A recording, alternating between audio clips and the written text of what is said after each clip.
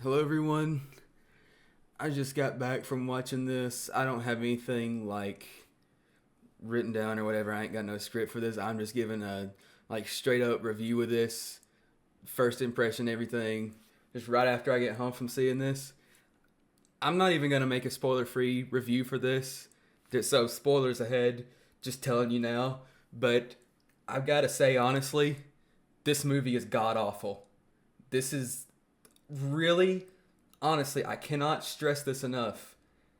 The worst Godzilla movie I've ever watched.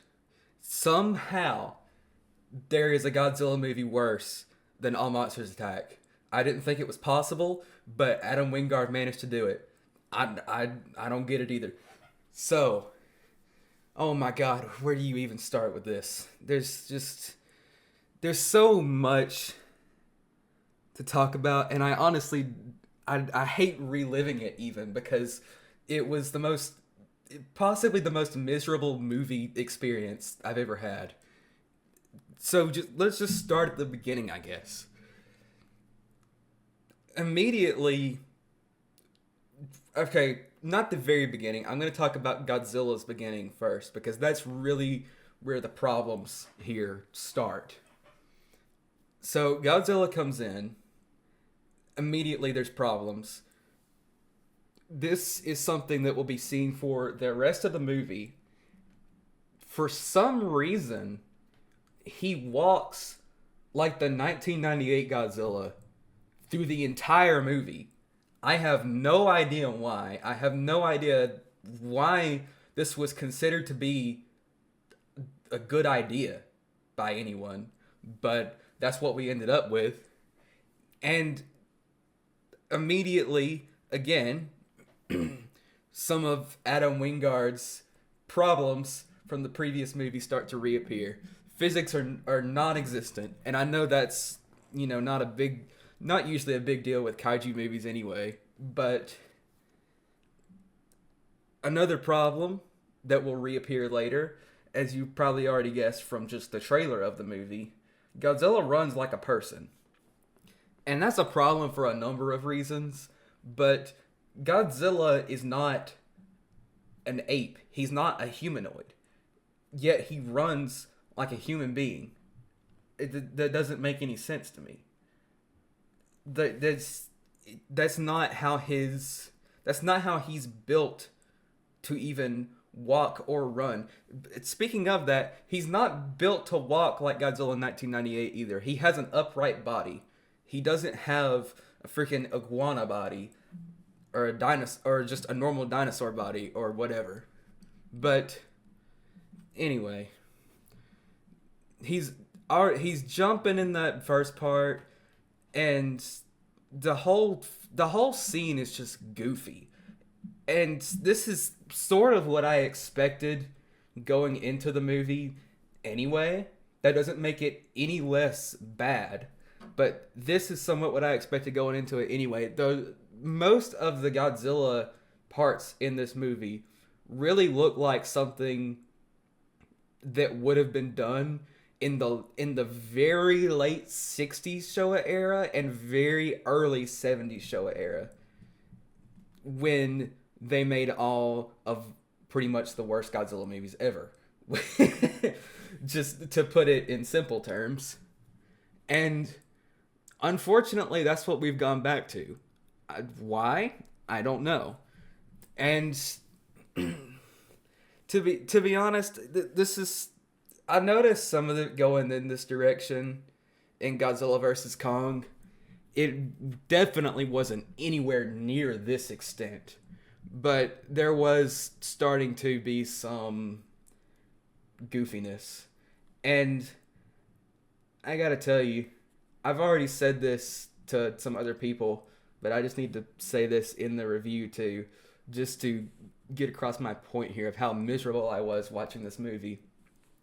As soon as Godzilla laid down in the Coliseum, the first time, not the second time, the first time he laid down in the Coliseum, I had to fight myself not to leave the theater right then. Like, I mean, it's almost like they were trying to make him look cute or something, But that's not Godzilla. That's not even supposed to be a thought that comes to mind when you think Godzilla. When you think Godzilla, you're supposed to think of a like ferocious, destructive force, which Godzilla in this series isn't necessarily a as much of a destructive force since he's not exactly, just out to kill humanity like he is in let's say like 1954 or 1984 or Godzilla minus one.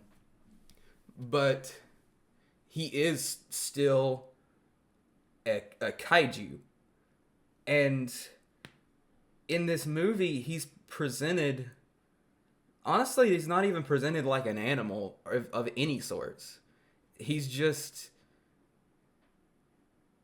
It's just not even recognizable as Godzilla. And it's honestly. Obviously, it pisses me off, but more than anything else, it's really just so disappointing.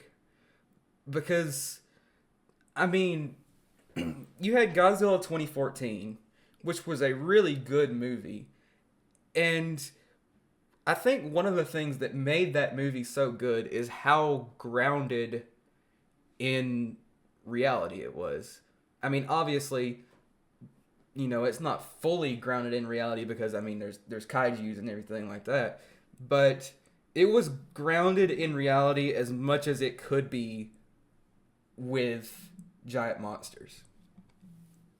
And somehow we've gotten so far from that. Like, if you were to watch Godzilla 2014 and Godzilla and Kong, the New Empire, back to back, it would barely even be recognizable as the same series. It doesn't even feel like it's in the same universe. Like, none of this fits with what's been going on. Even Godzilla versus Kong, the only thing that feels like Godzilla versus Kong is just the fact that Godzilla and Kong are in the same movie. And this is 2 movies in a row directed by the same guy. It's just, it's pathetic. And going forward in the movie a little bit, because this is just the first part of the movie we've been talking about here, into the Hollow Earth. Godzilla, sorry. Kong doesn't exactly just, adopt this baby ape like I thought he was going to, so that is a little bit of a plus. And when Kong is interacting with the other apes he eventually finds in the Hollow Earth, all of the interactions with them, at first I was kind of thinking, like, oh, this is kind of cool, because at first it did seem like it was done well. And then they start acting like humans. And this is an issue that I keep going back to, because they're not humans. They shouldn't be acting like humans. And I know they're apes, they're humanoid, but you don't go to a zoo and see gorillas and chimpanzees and whatever acting like humans unless they're like mimicking human behavior or whatever. But it's just so strange. And it honestly feels like there's parts, especially in that section of the movie, where it really just feels like Planet of the Apes. And that's not what I came to watch. Like, if I wanted to watch Planet of the Apes, I would watch a Planet of the Apes movie. There's one of those coming out soon anyway. Why would I want that in a kaiju movie? I mean, there's nothing about that makes sense. Make it make sense to me. It doesn't. It doesn't make any sense. And there is one redeeming quality in this entire movie. Only one. I cannot stress enough. Only one redeeming quality. And that is the fact that Mothra is in the movie. But even then, Mothra is only in the movie for like 30 seconds. I know it can't be a full minute. There's no way it's a full minute. So it's just, there's so much. Just I can't help but wonder how this got by. Like, how was this approved? How did nobody come to Adam Wingard or whoever was in charge of, like, over the production of this whole movie and be like, we can't do this. This is well, not just terrible, but this just doesn't work with the rest of the series. And I know, obviously, in my opinion, it's terrible. That's what I was going to say. But even if you don't want to go that far, there's no denying that it doesn't fit in with the rest of the series. That's just a fact of this. And what even to talk about next? Here's one. Shimu, or Shimo, however you say his name. I've heard it pronounced both ways. I don't know how you're supposed to say it. But anyway, that thing, it's got a interesting design. Someone I went to the movie put it like this. It looks like it's from How to Train Your Dragon. And I don't even mean just from its design.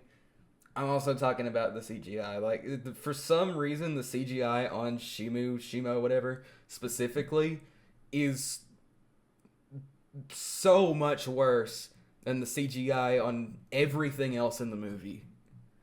Which, in general, there's a lot of not great CGI in this movie, especially on Godzilla.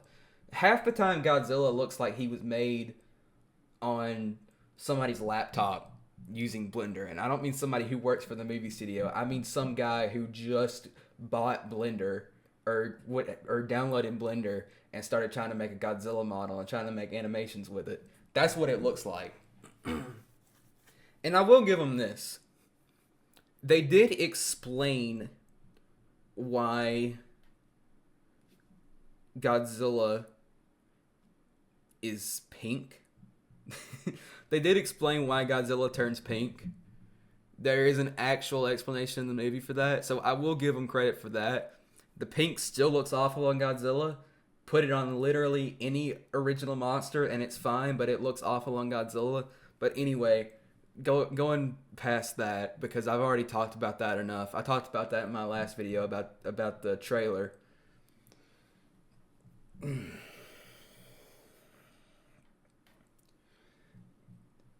There's just a lot of people have been using excuses for this movie, mainly ones like, the Showa era, oh, this is what Godzilla used to do in the Showa era, or this movie is more like the Showa era movies.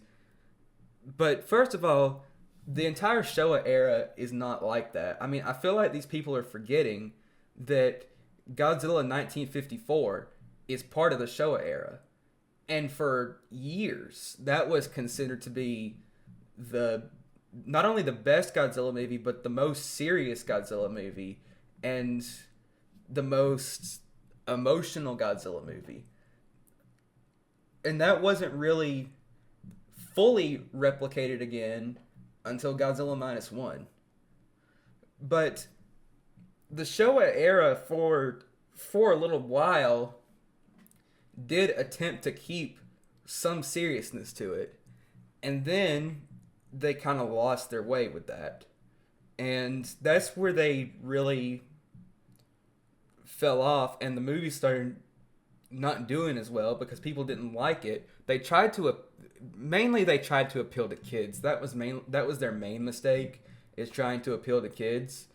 And it just did not work. And by the time they realized they had really made a mistake and tried to recover from it with Godzilla vs. Mechagodzilla and Terror of Mechagodzilla, which, by the way, are two good movies that are both Showa movies. and don't have as much of the silly, weird stuff from the late 60s and early 70s. They tried to fix it with those two movies, and it was too late.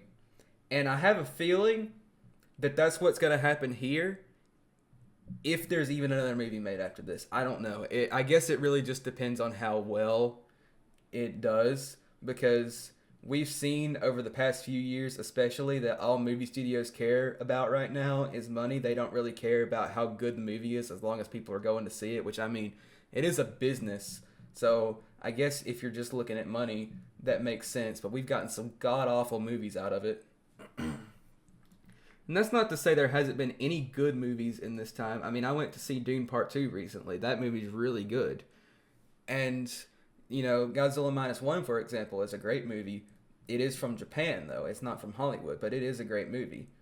But what I'm saying is, there are still some good movies being made, but for some reason, the habit that, well, I mean, I know why it is. It's because of money, but that's really just all they care about right now, it seems. And of all the directors to settle on, I know I had a whole long segment about this topic in the last video, but of all the directors to settle on, why would they choose Adam Wingard? I mean, Gareth Edwards is a great director, not just in Godzilla, but in most, if not all, of the movies he's made. He's a great director. He makes great movies.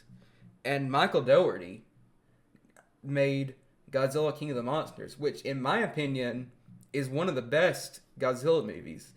Not even just because of the story it's in that movie itself, but because of how much it pays tribute to past Godzilla movies and every era of Godzilla movies, but it does it without being a silly movie. And that is something this movie did not accomplish. Nor did it really actually pay tribute to any old Godzilla movies, except those really bad Showa movies. And I know there are people who love those movies, and you know, that's fine, but they're just, I mean, you gotta admit, they're just not the best movies. I mean, they're just not that good, just in all honesty. And, you know, they can be fun and funny to watch, but when you got a series like this, like the Monsterverse, which has had some really good movies. Honestly, all of their movies have been good up until this point. And then they make something like this. I don't get it. It doesn't make sense to me. So, touching on another topic of the actual content of this movie, the final battle, not even just the final battle, but the battles in general in this movie, and really just the kaiju in general, it's all treated like a superhero movie. And kaiju are not supposed to be superheroes. That's just not their purpose. If you want to make a superhero movie, make a superhero movie. Don't use kaijus to try to make a superhero movie. Kaiju movies are their own genre. Stop trying to push them into other genres and make them work with other genres that they are not a part of. Anyway, I don't know what else to say right now. I'll probably end up making another video about this. I really wanted to make, which I probably still will make this, but it'll probably be a while now. I really wanted to make a second review for Godzilla Minus One. And unfortunately, that review that I was going to make got kind of overshadowed by just talking about the terrible parts of not only the terrible parts of the movie, but the terrible parts of the trailer itself, even before the movie came out. And it's just it is very unfortunate that this movie, first of all, that this movie exists in the first place, but second, that it came out right after Minus One. Because, I mean, that's Minus One, such a good movie. One of the best movies of all time, in my opinion, and the best Godzilla movie of all time. And I'm not the only one who said that. I know many people have said that. And then just to have it followed up, well, not really followed up because I know it's not the same series, but for the very next Godzilla movie that releases to be this level of bad. And not only this level of bad, but this bad in this specific way is just so incredibly infuriating to me. The only, at this point, the only way to correct this, and this itself is going to sound silly, but it's not as silly as the stuff that happens in this movie, is to somehow have all of this have been a dream or something. That's the only thing I can think of that where you would be able to keep this going, that keep this series going. And honestly, with the amount of just ridiculousness that happens in this movie, it wouldn't be a far-fetched idea for it to all have been a dream. And you know, it's one thing to have like a Godzilla movie or a series that has all of this crazy stuff. You know, that can be okay, that can be fun. But it needs to be its own series. Why would you make that a part of a series with a completely different tone and just a completely different overall point to it? Like, it just, why do that? If you want to make another style of movie, then make another series. Make another Godzilla series, even. I mean, honestly, Godzilla vs. Kong wouldn't have been a bad place to end it. I mean, obviously, you want there to be more movies, but if they're not good, then what's the point of there being more movies? I would rather it end in a good spot than keep it going and all of it be terrible. Anyway, that's really about all I have to say about this right now. If you haven't seen this movie and you're still watching, don't bother. It's terrible. It's not worth it for 30 seconds of Mothra screen time, which is still the only redeeming quality to this entire movie. And, oh, you want me to, and given an overall rating for this movie, scale of 1 to 10, 1. Because Mothra is the only redeeming quality. That's the 1 plus to this entire movie. And it's only 30 seconds, so it's probably more like a quarter of 1. So it's like 1/4 of a point out of 10.